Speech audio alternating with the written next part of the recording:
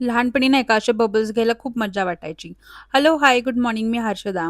खरं तर नाही का संडेचा दिवस थोडा आरामशीरच चालू होतो आमचा.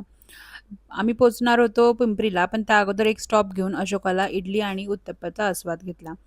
खरं तर पिंपरीमध्ये गर्दी पण होती, पाऊस पण लागला. म्हटलं चला इथे काही टाईम वेस्ट नको करायला, मेट्रोला जाऊयात. मेट्रो स्टेशनला गेलो पिंपरीच्या.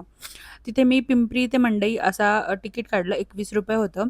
हा खरं तर माझा पहिला मेट्रोचा प्रवास आहे आणि मला खूप एक्साइटमेंट होती. पण थोडी-थोडी धाकधूकसुद्धा होती. खरं तर मी नाही का थोडी भित्री आहे आणि मला ज्यावेळेस कुठलेही दरवाजे वगैरे पॅक होतात किंवा लिफ्टचे दरवाजे पॅक होतात, तर फार भीती वाटते बरं का. इथेही थोडंसं असं वाटायला चालूच झालं होतं, पण मी जस्ट नजारे एक्सप्लोर करायला सुरुवात केली, तेव्हा इतकं सुंदर वाटलं आणि भीती कुठल्या कुठे उडून गेली ना मला कळलंच नाही. पाहता-पाहता आम्ही मंडईच्या जवळ येऊन पोहोचलो होतो आणि बोगदा चालू झाला होता. 2-3 मिनिटांमध्ये आम्ही उतरलो आणि मंडई अगदी 20 मिनिटांमध्ये आम्ही येऊन पोहोचलो होतो पिंपरीवरनं.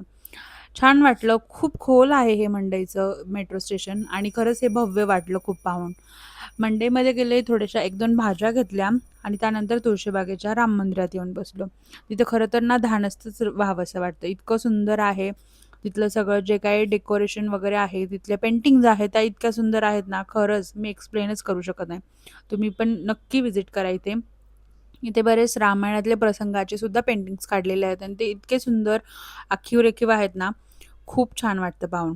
त्यानंतर त्या मंदिराच्याच आवारामध्ये मारुतीरायांचं सुद्धा मंदिर आहे. ते देखील खूप सुबक आहेत आणि सीतामाता, राम-लक्ष्मण यांची मूर्ती मेन मंदिरात आहे. तर तिथे आपल्याला डायरेक्टली मोबाईलमधून व्हिडिओ शूटिंग करणं अलाउड नाहीये. म्हणून मी लांबूनच असं व्हिडिओ शूट केलं होतं, ट्राय केलं. बहुतेक नक्की आलं नसेल.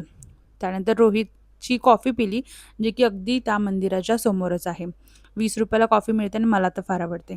असं काही करत मी आजचा दिवस आमचा संपवला. Thank so much. चला तर मग उद्या